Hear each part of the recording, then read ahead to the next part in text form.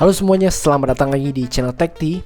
Di video kali ini kita akan bahas gimana cara bikin password yang kuat di tahun 2023 ini.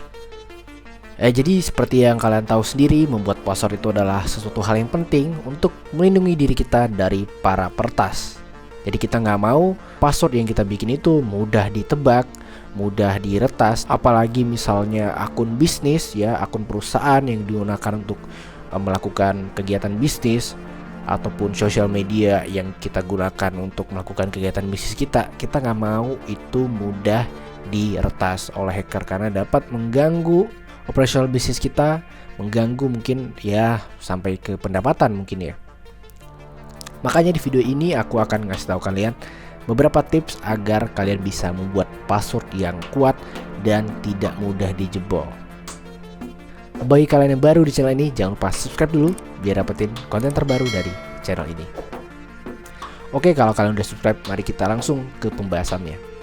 Tips pertama yang harus kita lakukan adalah melakukan kombinasi password, yaitu kombinasi dari huruf besar, huruf kecil, angka, dan juga simbol. Jadi 4 kombinasi ini harus ada di dalam password kita. Untuk contohnya, kalian bisa lihat pada gambar ini. Jadi di gambar ini ada contoh OK Password, Better Password, dan Excellent Password ya. Ini adalah gambar dari Kingston Community Credit Union. Nah, pada gambar ini tunjukin bahwa kalau passwordnya hanya huruf aja ya, ini ya OK password ya, tapi bukan yang Excellent Password. Nah, contoh kedua adalah password yang ada campuran huruf dan angka. Ya, huruf besar, huruf kecil, dan angka. Ini ya OK. Password yang oke, tapi bukan excellent password. Nah, kombinasi dari excellent password yang bagus adalah huruf, angka, huruf besar, huruf kecil, terus juga ditambah karakter ya. Bisa karakternya underscore ya, bisa karakternya kayak tanda seru ini, terus juga bisa karakternya @ ya atau $, ya. Apapun itu terserah kalian. Apapun password kalian, pastiin kalian menggunakan kombinasi yang excellent password seperti ini, yaitu gabungan dari huruf besar, huruf kecil, terus juga angka dan juga karakter ya. Jadi tips yang pertama itu adalah excellent password menggabungkan dari kombinasi huruf, angka, dan juga karakter. Oke, itu adalah tips yang pertama. Nah, tips yang kedua adalah password itu minimal ya. Minimal itu 8 karakter minimal kalau mau passwordnya itu kuat. Jadi makin panjang passwordnya ya, kalau diserang dengan brute force attack password, yaitu brute force itu adalah salah satu metode untuk melakukan serangan bertubi-tubi, mencoba melakukan segala kombinasi untuk meretas sebuah password ya. Nah, makin panjang karakternya itu akan semakin sulit ya, dan juga makin sulit terbaca, itu juga akan makin sulit untuk diretas. Nah, kalian bisa lihat di gambar ini adalah gambar dari website Baikdal ya. Nah, semakin panjang passwordnya ya, di sini 6 ya, dan di sini ada kombinasi juga, jadi ada hubungan dengan tips yang pertama. Semakin panjang passwordnya itu dan semakin sulit kata-katanya, itu adalah makin sulit diretas oleh brute force ya. Contoh di sini kalau kalian lihat 6 random karakter ya. Nah, hanya huruf kecil aja semuanya, nggak ada huruf besarnya, nggak ada angka, dan nggak ada karakter. Di sini kalau digunakan metode penyerangan password menggunakan metode brute force, ini bisa diretas dalam waktu 1 bulan ya.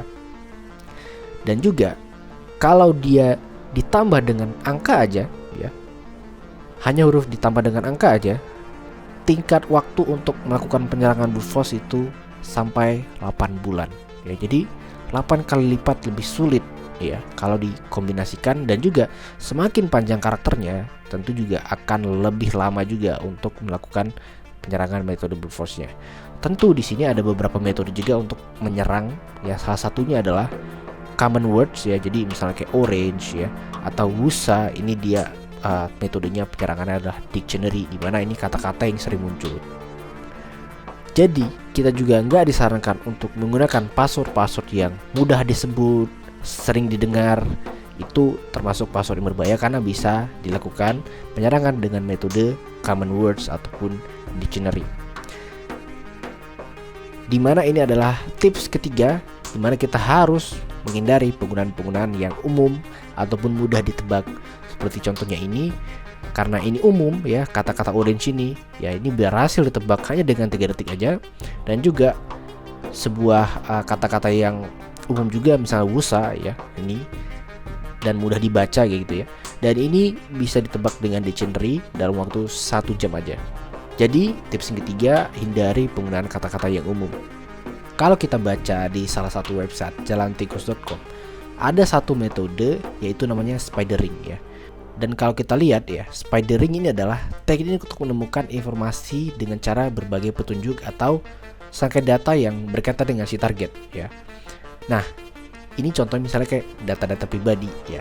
Dimana tips keempat yang aku ingin saranin adalah hindari penggunaan data-data pribadi di dalam password kita. Misal ya, ini sering banget terjadi ya. Passwordnya adalah nama orangnya dan juga tanggal lahir ya. Nama orangnya, bulan lahir gitu ya. Nama orangnya, umur ya. Ini harus dihindari karena inilah salah satu trik untuk menebak password gitu ya, menggunakan metode spidering di mana kita akan menebak password berdasarkan data pribadinya. Dan juga ada tools yang bisa langsung mengenerate password berdasarkan data pribadi orang gitu. Jadi tools ini cara kerjanya cuman kita harus isi nama orangnya, terus juga nama panjang, nama pendeknya, atau juga tanggal lahir, terus juga mungkin nama anaknya gitu ya, terus juga tanggal lahir anaknya. Setelah kita masukin datanya atau sini, nanti akan menyeret kemungkinan penggunaan password yang bisa muncul dari data-data pribadi tersebut dan bisa digunakan untuk melakukan penebakan password yang kita miliki. Jadi tips yang keempat ini adalah hindari penggunaan nama-nama pribadi atau informasi pribadi di dalam password kita. Oke, selanjutnya adalah kalian bisa lihat ini ada misalnya kayak Facebook, Instagram, Pinterest ya, Tumblr, Twitter, Snapchat, LinkedIn, YouTube ya.